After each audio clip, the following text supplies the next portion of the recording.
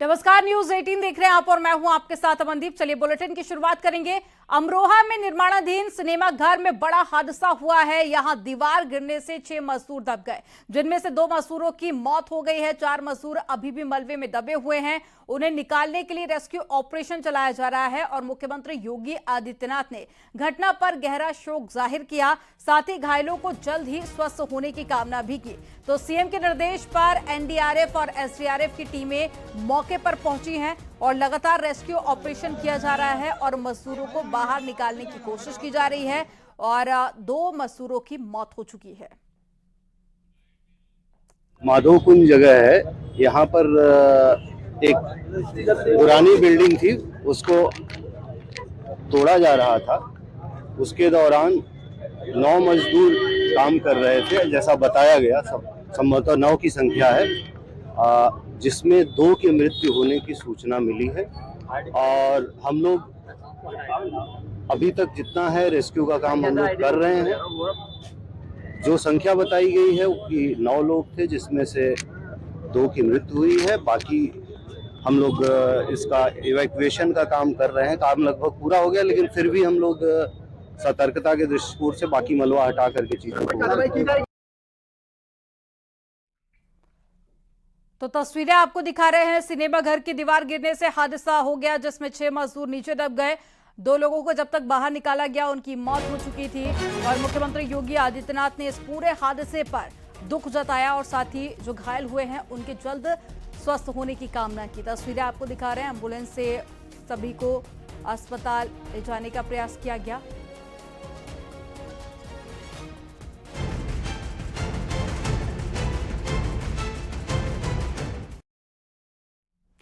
और लखनऊ से एक बड़ी खबर मिल रही है। यूपी बीजेपी की बैठक खत्म हो चुकी है। महामंत्री बीएल संतोष ने बैठक लिए, प्रशिक्षण टोली के साथ में मीटिंग हुई।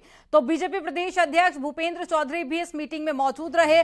डिप्टी सीएम केशव प्रसाद मौर्य भी इस बैठक में शामिल हुए। तो एक बड़ी खबर आपको बता रहे हैं, यूपी बीजेपी की बैठक खत्म हो चुकी है, जिसमें डिप्टी सीएम केशव प्रसाद मौर्य भी शामिल हुए। 24 के मिशन पर चर्चा की गई और साथ ही उत्तर प्रदेश में बीजेपी का खास फोकस देखा जा रहा है और ऐसे में लगातार कई बैठकें इससे पहले भी हो चुकी हैं। आज एक बार फिर से बैठक हुई, जिसमें 2024 में लोकसभा इलेक्शन में बीजेपी जीत कैसे हासिल करेगी, इन तमाम मुद्दों पर रणनीति आगे की प्लान की गई।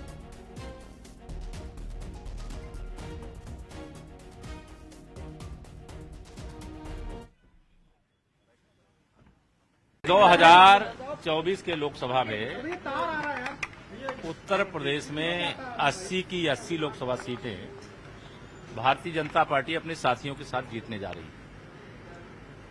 मैं विपक्ष के जो भी नेता उत्तर प्रदेश में दावेदारी करते हैं, देश में तो प्रधानमंत्री पद की वैकेंसी नहीं है, उत्तर प्रदेश में लोकसभा में भाजपा गठबंधन के अलावा किसी के लिए वैकेंसी नहीं है। जो 24 की तैयारी में लगे हैं वो अपना 29 की तैयारी करें। 29 में फिर देखेंगे कैसे क्या होता है। 2024 के लोकसभा में माननीय प्रधानमंत्री जी ने मूल मंत्र दिया, सबका साथ, सबका विकास, सबका विश्वास, सबका प्रयास। तो सबके साथ लेकर सबका विकास हो रहा है और सबके सामूहिक प्रयास से, सबके विश्वास से, और ये भारत आत्मनिर्भर बन रहा है। तो ये तो हम सब लोग पहले से ही कर रहे हैं। लोगों को हम लोग पहले ही जोड़ चुके हैं। भारतीय जनता पार्टी ने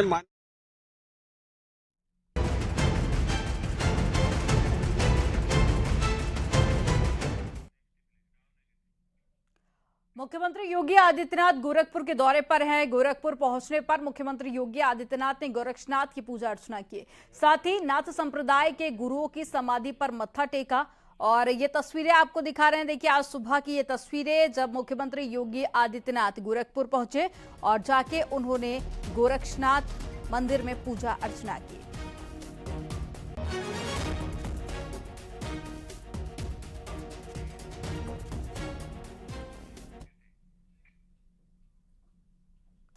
और आज मुख्यमंत्री योगी आदित्यनाथ गोरखपुर को 78 करोड़ रुपए के विकास कार्यों की सौगात देंगे। सीएम योगी शाम करीब 4 बजे भाटी विहार कॉलोनी पहुंचेंगे, जहां वो मिनी स्पोर्ट्स कॉम्प्लेक्स, 63 स्कूल के कायाकल्प समेत 43 विकास परियोजनाओं का शिलान्यास करेंगे। साथ ही सीएम योगी ताल रिंग रोड का भी शिलान्यास करेंगे। जीडीए की ओर से बनवाई जाने वाली इस रिंग रोड पर 44 करोड़ 13 लाख रुपए की लागत आएगी। जीडीए 11 करोड़ 24 लाख 78 हजार रुपए की लागत से 63 प्राइमरी स्कूलों का भी कायाकल्प करेगा।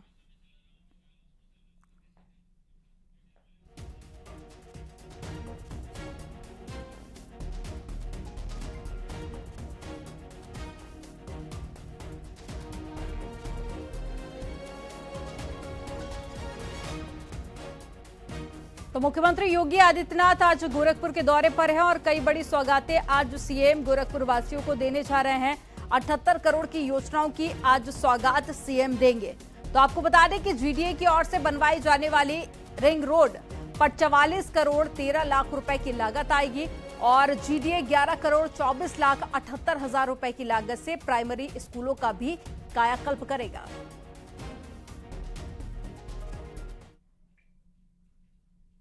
लोकसभा चुनाव से पहले एनडीए में तमाम क्षेत्रीय दल शामिल हो रहे हैं। ओम प्रकाश राजभर के बाद में अब प्रगतिशील मानव समाज पार्टी भी एनडीए में शामिल हो सकती है।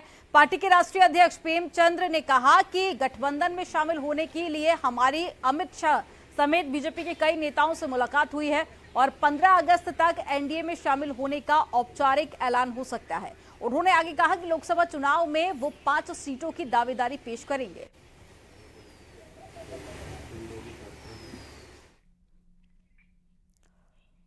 और मेरठ में अवैध पटाखा फैक्ट्री में धमाके के बाद में अब पुलिस प्रशासन एक्शन मोड में आ गई है। सटला गांव में छापेमारी की जा रही है। अब तक भारी मात्रा में अवैध पटाखे बरामद हुए हैं, साथ ही 3 लोगों को गिरफ्तार भी किया गया। 2 दिन पहले ही पटाखा फैक्ट्री में धमाका हुआ था। धमाके से पूरा घर धराशायी हो गया था, जिसके चलते पूरे गांव में सघन चेकिंग की जा रही है और साथ ही अब तक 3 लोगों को गिरफ्तार कर लिया गया है। तो तस्वीरें आपको दिखा रहे हैं मेरठ से, जहां पटाखा फैक्ट्री जो कि घर में संचालित की जा रही थी और ऐसे में धमाका हुआ था जिससे पूरा घर धराशायी हो गया था। उसके बाद में लगातार पुलिस पूरे मामले को लेकर जांच पड़ताल कर रही थी। पूरे गांव में छापेमारी की गई और अभी तक 3 लोगों को पुलिस ने गिरफ्तार कर लिया है।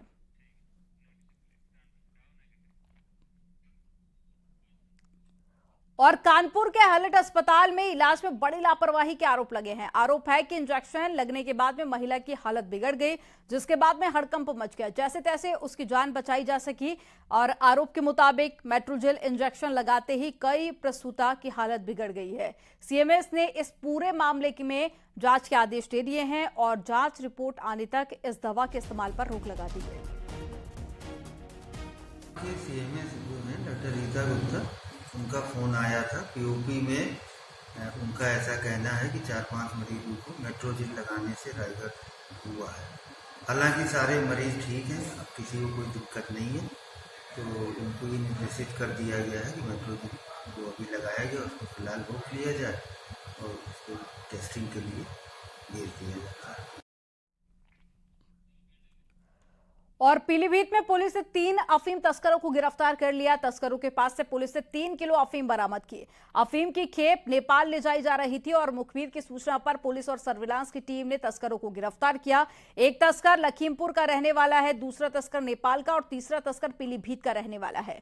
पुलिस ने तीनों के खिलाफ एनडीपीसी एक्ट के तहत मुकदमा दर्ज किया।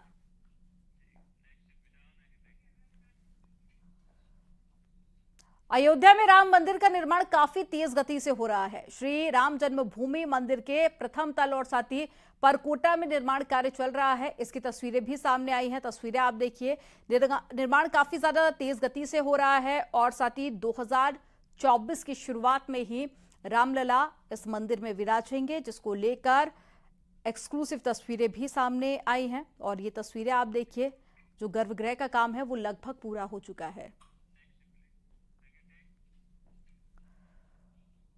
और दिल्ली में एक बार फिर से बाढ़ का खतरा मंडराने लगा है। यमुना नदी का जलस्तर लगातार बढ़ रहा है। ऐसी आशंका है कि यमुना नदी आज शाम खतरे के निशान को पार कर जाएगी।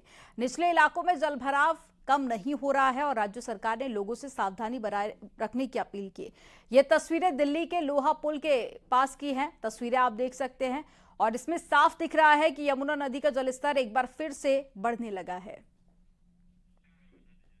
तो देखिए, हथनी कुंड का पानी छोड़ा गया है, जिसके चलते पानी और ज्यादा बढ़ सकता है। हालांकि जो पहले ही पानी था वो कम नहीं हुआ था। ऐसे में बाढ़ की चेतावनी भी मौसम विभाग की तरफ से जारी कर दी गई है।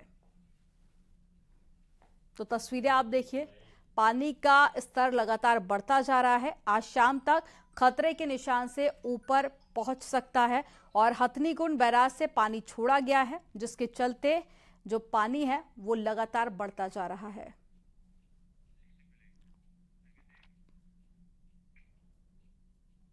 और कानपुर में गंगा का जलस्तर लगातार बढ़ता जा रहा है। गंगा में नरोरा बांध से 2 लाख क्यूसेक पानी छोड़े जाने के बाद भी गंगा का जलस्तर खतरे के निशान के पास पहुंच गया।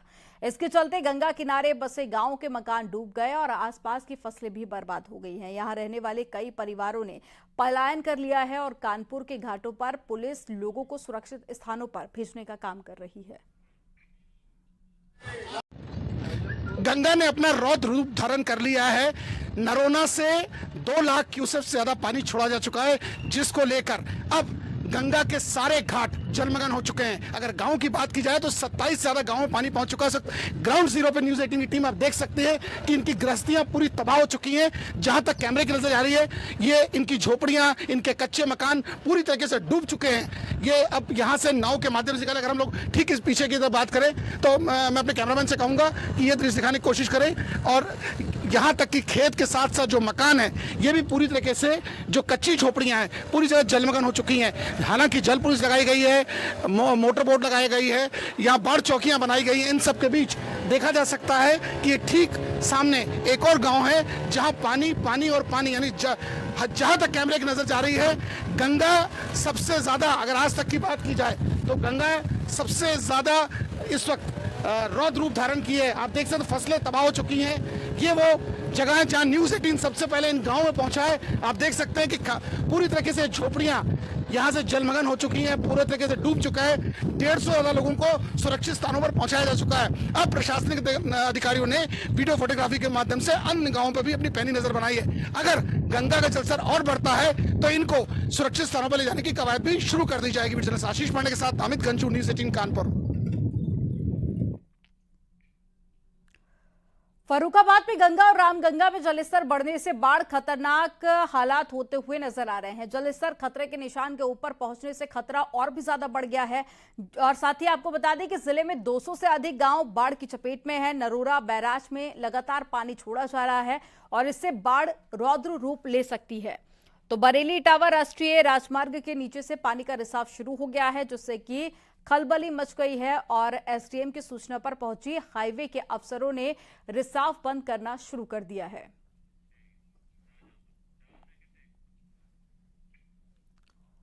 शाहजहांपुर में पीएसी के जवानों ने पानी में डूब रहे शख्स को बचाने के लिए मॉक ड्रिल की। पीएसी के जवानों ने नदी में कूदकर रामगंगा में डूब रहे व्यक्ति को सुरक्षित बाहर निकाला और उसके पेट में भरे पानी को निकालने के बाद में प्राथमिक इलाज के लिए नजदीकी अस्पताल में भर्ती कराया। बाढ़ आपदा से निपटने के लिए एसडीएम ने पीएसी और एनडीआरएफ की टीमों से ये मॉक ड्रिल कराया। आपको बता दें कि बैराज से छोड़े गए पानी ने यहां काफी तबाही मचा दी है। इसी को ध्यान में रखते हुए ये मॉक ड्रिल की गई।